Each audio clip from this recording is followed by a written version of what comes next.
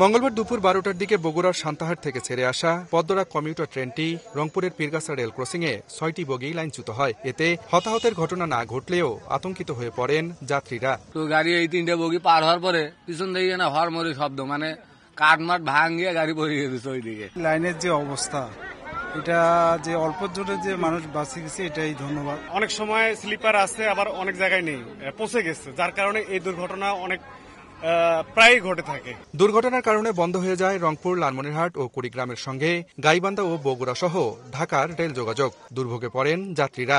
1 নম্বর line থেকে 2 নম্বর লাইনে crossing এর সময় এ দুর্ঘটনা ঘটে।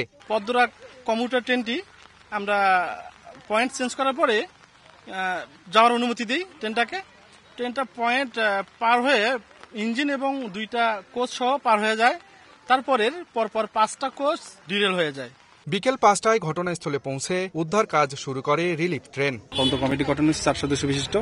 ওনারা আসতেছেন, ওনারা আসার পরে বোঝা যাবে যে কি কারণে মেনলি দুর্ঘটনা ঘটলো। যে এখানে যে বৃষ্টি হয়েছে, সেই বৃষ্টির কারণে আমাদের যে গোটকা বা একটা বেস তৈরি করতে হয়, বেস তৈরি করতে আমাদের আসলে প্রায় 2 ঘন্টা এক্সট্রা সময় লাগছে, নাহলে এতক্ষণ হয়তো হয়ে যেত। পুরো কাজ হতে এটা সিকোয়েন্সিয়ালি হবে, এটা আমাদের অপারেশনে কোনো এফেক্ট ফেলবে না। দুর্ঘটনার কারণ অনুসন্ধানে 4 সদস্যের তদন্ত কমিটি গঠন করেছে রেলওয়ে বিভাগ। আব্দুর রশিদ জীবন, সময় সংবাদ, রংপুর।